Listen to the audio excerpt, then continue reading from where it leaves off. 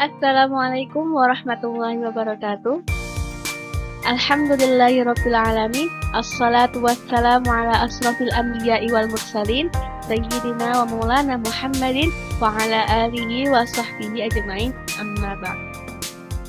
Perkenalkan, saya Aulia Saharani dari Prodi Pendidikan Bahasa Arab Universitas Kiai Haji Abdul Wahab Hasbullah yang akan menjelaskan tentang ilmu shorof dan tasrif. Pada mata kuliah ini diampu oleh Ibu Siti Sulaikha, SPDI MPD. Sebelum kita membahas pada pembahasan inti kita, yaitu tentang pengertian ilmu shorof dan tasrif. Nah, mungkin kalian bertanya-tanya siapa saja sih yang berperan dalam ilmu shorof? Di sini ada 3 tokoh yang berperan dalam ilmu shorof. Yang pertama yaitu Amirul Mukminin Ali bin Abi Thalib menyatakan bahwa Abu Aswad ad-Du'ali adalah orang pertama yang menyusun kaidah-kaidah ilmu shorof. Yang kedua, sahabat Ali juga menyatakan bahwa Imam Mu'ad bin Muslim al-Harra al-Kufi adalah orang yang pertama kali memerinci permasalahan-permasalahan yang ada dalam ilmu shorof. Yang ketiga, pendapat lain mengatakan bahwa Abu Usman al-Mazini adalah orang yang pertama kali menyusun ilmu shorof. Semua ini diambil dalam kitab Al-Shorf Al-Muyassar dan kitab Al-Shorf Al-Kafi. Lanjut pada pembahasan inti kita, yaitu tentang pengertian ilmu shorof dan tasrif. Di sini ada 2 pengertian, yaitu secara bahasa dan secara istilah. Secara bahasa, shorof dan tasrif itu mempunyai pengertian yang sama, yaitu at-taghyiru, atau yang artinya perubahan. Jadi shorof dan tasrif itu mempunyai tujuan yang sama, yaitu merubah kata. Selanjutnya secara istilah. Secara istilah, shorof dan tasrif itu mempunyai pengertian yang berbeda. Mungkin secara bahasa memang mempunyai pengertian yang sama, yaitu perubahan. Tetapi menurut istilah, shorof adalah ilmu yang bahasu an taghyiru halul kalimati min surati ila surati ukhra bihasabil ma'nal murab. Yang artinya yaitu ilmu yang membahas tentang perubahan bentuk kata yang lain sesuai makna yang diinginkan. Jadi shorof itu adalah ilmu yang membahas, bukan proses dari perubahan tersebut. Jadi shorof itu adalah ilmunya yang membahas tentang perubahan bentuk suatu kata. Kemudian, tasrif itu adalah at-tasrifu tahwilul aslil wahidi ila amsilati mukhtalifati lima'ani maksudatil la tahmilu illa biha. Yang artinya, perubahan kata dasar menjadi bentuk kata yang berbeda karena tujuan makna yang dikehendaki. Jika tidak berubah, maka makna yang dikehendaki tidak akan tercapai. Di sini, maksudnya adalah tasrif itu adalah proses perubahan kata dasar, bukan ilmu yang membahas perubahan bentuk kata. Jadi, tasrif itu adalah prosesnya, bukan ilmunya. Nah, jika kata dasar itu berubah menjadi bentuk kata yang berbeda, maka makna yang dikehendaki akan tercapai. Jika tidak berubah dengan bentuk yang berbeda, maka makna yang dikehendaki itu pun tidak akan tercapai.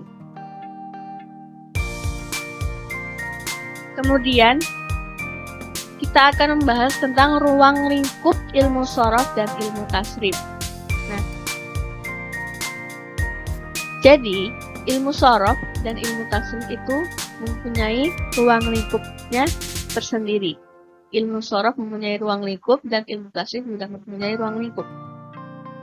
Sebelum kita membahas pada pembahasan, mungkin dari kalian yang menonton video ini masih belum tahu apa sih ruang lingkup itu. Jadi ruang lingkup itu adalah ilmu yang membahas atau pembahasan ilmu shorof. Jadi dalam ilmu shorof itu membahas apa saja sih?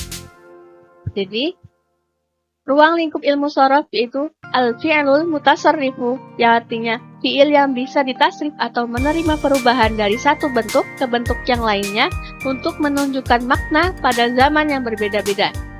Dan al-ismul mutamakkin, yang artinya isim yang menerima tanwin atau isim yang dapat berubah-ubah. Dengan penjelasan di atas, ilmu shorof tidak membahas isim mabni, isim ajam, isim fiil, fiil jamid, dan huruf.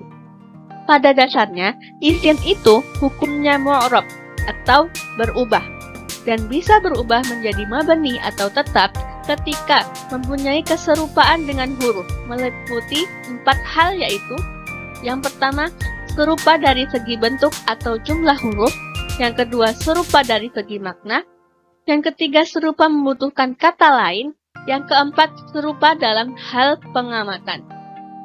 Jadi ilmu shorof inilah yang dibahas. Kemudian,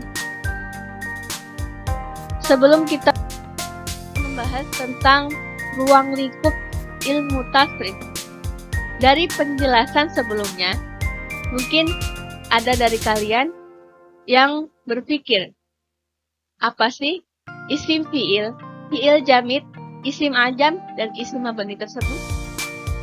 Kita bahas satu persatu. Yang pertama yaitu isim fiil. Isim fiil adalah isim yang menyerupai fiil dari segi makna dan pengalaman, meskipun tidak menerima tanda-tandanya fiil.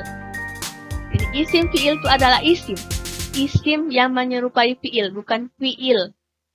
Fiil itu beda sendiri. Jadi isim ini adalah isim yang menyerupai fiil dari segi maknanya ataupun pengalamannya. Contohnya yaitu wai dimana ajabu, soh dimana uskut.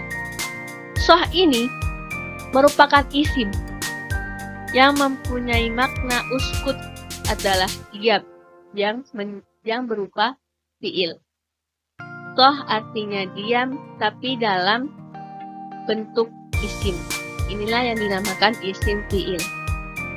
Yang kedua yaitu fiil jamid. Fiil jamid menyerupai huruf dari segi bentuk serta dari segi tidak terikat oleh waktu, meskipun termasuk fiil. Akan tetapi, fiil jamid tidak dapat ditasrif. Fiil jamid itu adalah fiil, tapi dia menyerupai huruf.